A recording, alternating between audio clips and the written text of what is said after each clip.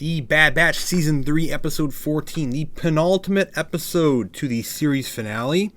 And it feels like almost every single other basic Bad Batch episode again, which is very, very strange because this is right at the end. Next week is literally the last episode, and this episode didn't feel all that different from a lot of the other just basic kind of whatever episodes. So let's get into it. Episode 14, Flash Strike. The Bad Batch are on their way to Tantiss finally. So they've managed to get onto one of the ships with Echo's help. Echo is inside the ship. So he's still stuck inside while the Bad Batch are lashed onto the ship. They don't know about it yet, and they're on their way to Tantiss. So Hemlock is alerted that there was a scuffle with the Bad Batch, Clone Force 99, before they left the Imperial base. So now they're on high alert that there could be some sort of tracking or some issue with the Bad Batch. So they're immediately on high alert that maybe we should be watching for some sort of strange activity. The Bad Batch immediately are confronted by the early TIE fighters or whatever they're using right now. So immediately they're discovered on the planet. So now they're being chased. Omega feels some vibrations through the facility, and she realizes that her brothers are there, and they're using laser cannons on them, and they shoot down the Bad Batch's ship that they're on, and they crash into the jungle. So they kind of strap down with Rampart. So they all live. They get out of the ship, and they're in the jungle of Tantiss. So as they're there, the Empire actually does go to the crash site and realizes that they're not there. So they now have to track them through the jungle and find out where they're going. And meanwhile, Echo is still on the Imperial ship that made it to Tantiss and actually made it to the facility. So while he's on the ship, he's got to find a way to escape and get out of there because they are now monitoring the area. They're coming on to check the ship and make sure there's no some sort of weird issues going on with the ship. So while Echo's back there in the whatever room he was in, one of the droids walks into the room and says, "Hey, you're not authorized to be here." And Echo shoots the droid and steals his hand. And that is one of the more interesting things.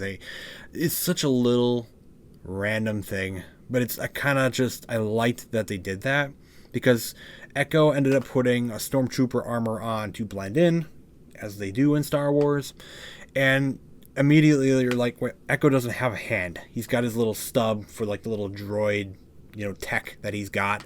He doesn't actually have a hand, and he didn't have his hand with the whole armor. And I'm like, that looks a little weird. So I do like that they actually kind of gave him the droid hand just to kind of hold around, so it looks like he's actually got a freaking hand.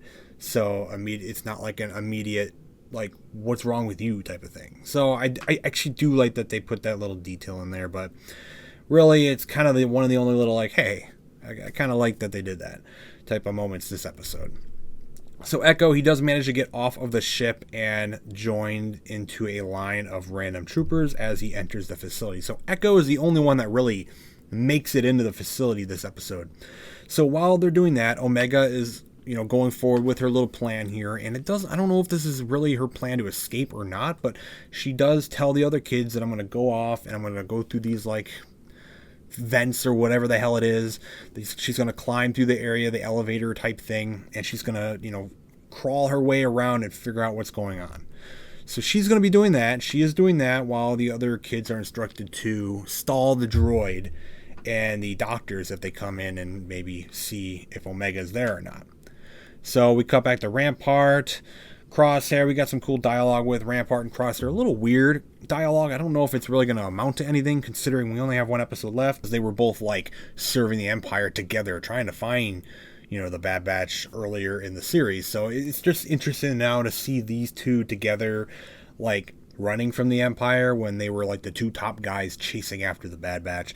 I do find that kind of strange, but I do like that Crosshair's back, but I don't know what they're going to do with him.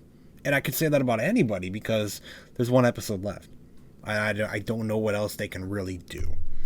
So while they're running from the Empire, Rampart decides to take a rest for a moment, and he leans against a big monster, as the Bad Batch likes to do. And they fight another monster. So the typical Bad Batch fashion, they run from the monster, they shoot at it a little bit. And then the Empire sees that they are there. Rampart gets captured. The Empire fights off the monster, and then the Bad Batch run off. So the other members of Bad Batch, they do not get captured in this episode, but Rampart ran off on his own and got captured by the Empire. I don't know what that's going to mean for him. Maybe he's going to try to save himself and give up the Bad Batch. I don't know what the hell is going to happen there. But he is the only one captured by the Empire so far since they got there. So whatever. Like I don't care about Rampart at all. He seemed to be a kind of a cool villain earlier in the show, but now he's just this. So Rampart's captured, the other ones got away, and they stopped fighting the monster. The other kids in the facility are instructed to distract the droid and the doctor while Omega is climbing around in the elevator shaft area. So as they do that, Omega is climbing around, and she gets up to a point where she's able to see that the Empire has a Zillo beast.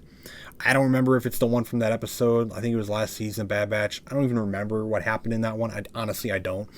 But I know there was a Zillo beast in a Bad Batch episode, and I don't know if it's the exact same one. I don't even know if that one died or not. I literally do not remember.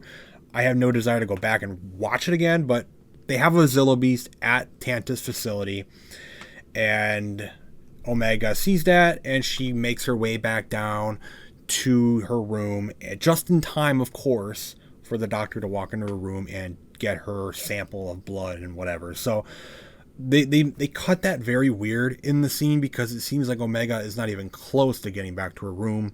And then as the doctor walks in, she's there.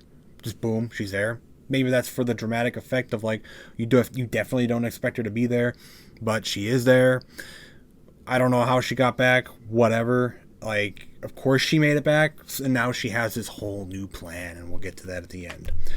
So Echo is the only one that made it into the facility, and he gets into Emery's room, and he starts tapping around on the pads and stuff, and gets confronted by Emery. And as we've known already, Emery is starting to feel conflicted about what they're doing to the children, and immediately she realizes it's Echo because of his hand. So she starts to talk to Echo and talk to him about Omega. And they kind of come to an understanding that like she wants to help Omega, but she can't. And the Empire, you'll never get to Omega.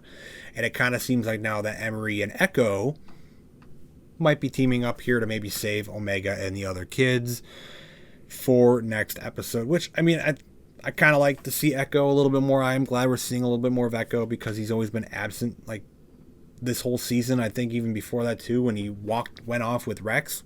He's been very, very absent, so I'm glad he's kind of involved in this last little bit of arc of the show. It's cool to see him.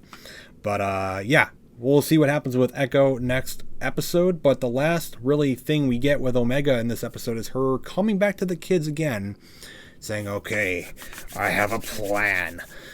And then it ends.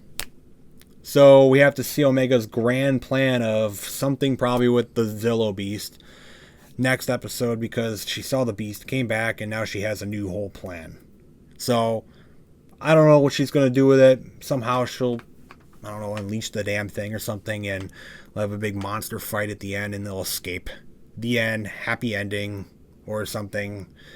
I don't know what they're going to do with the Bad Batch. Look, the next episode either needs to be very long, like the first episode of the series, and just wrap everything up nicely as much as they can, or it's just going to be like a 20-something minute episode, basic episode, and it's going to be the most rushed, weird ending ever.